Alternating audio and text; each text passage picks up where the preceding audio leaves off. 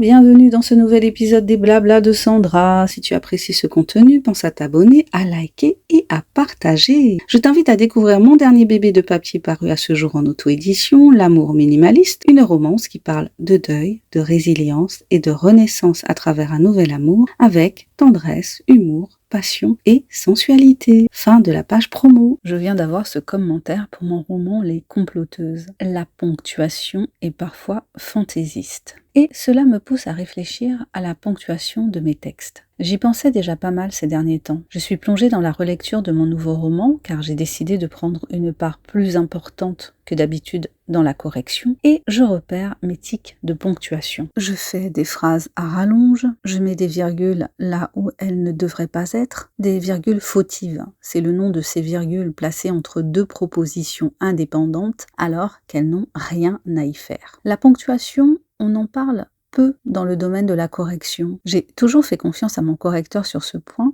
car c'est un aspect de l'écriture que je trouve pointilleux, c'est le cas de le dire, et plein de subtilités complexes. Entre ce que l'on entend quand on lit son texte à voix haute et les conventions de l'écrit, je me perds parfois. Ce n'est pas toujours évident de savoir quand mettre une virgule, quand mettre deux points, quand mettre un point-virgule. J'ai appris ou réappris, car sans doute l'ai-je su au moment de mon apprentissage du français à l'école, que si entre deux phrases tu peux mettre car ou donc, tu peux mettre deux points entre ces deux phrases. Si tu veux relier deux phrases que tu pourrais séparer par un point, tu peux mettre un point-virgule. Si les phrases s'enchaînent naturellement, tu peux les séparer par une virgule. Subtil, donc, d'autant plus que ce qui me paraît fluide ne l'est peut-être pas tant que cela. Et c'est là que ça devient intéressant pour toi. Parce que la ponctuation, ce n'est pas juste une règle, c'est une sensation, c'est presque physique. Tu lis une phrase et tu respires, ou pas. Tu ralentis ou tu accélères. Tu comprends immédiatement ou tu bloques. On peut difficilement faire l'impasse sur la ponctuation. Elle rythme le texte, elle lui donne du souffle, de la respiration. C'est elle qui participe à donner notre patte d'auteur, notre style. Et pourtant, on la néglige. On pense au personnage, à l'intrigue, au dialogue, mais rarement à la musique du texte. Et la ponctuation, c'est exactement ça, la musique silencieuse de ton écriture. On peut croire que faire de longues phrases est le signe d'une écriture maîtrisée, car on se compare à de grands auteurs. Mais faire des phrases courtes est aussi un art. Une phrase courte, c'est un impact, c'est une décision, c'est un rythme imposé au lecteur, alors que la phrase longue, elle enveloppe, elle développe, elle embarque, mais elle peut aussi perdre. Et toi, dans tout ça, peut-être que, comme moi, tu es en train de redécouvrir quelque chose que tu pensais acquis. Peut-être que tu réalises que ton style passe aussi par ces petits signes presque invisibles, une virgule, un point, deux points, rien, et pourtant tout. Alors, la prochaine fois que tu écris ou que tu relis ton texte,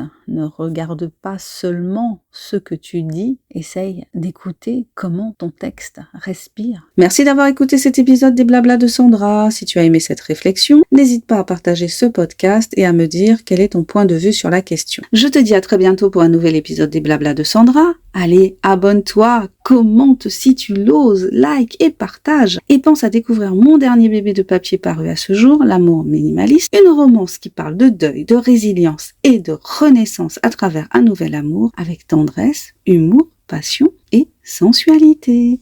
Bye bye!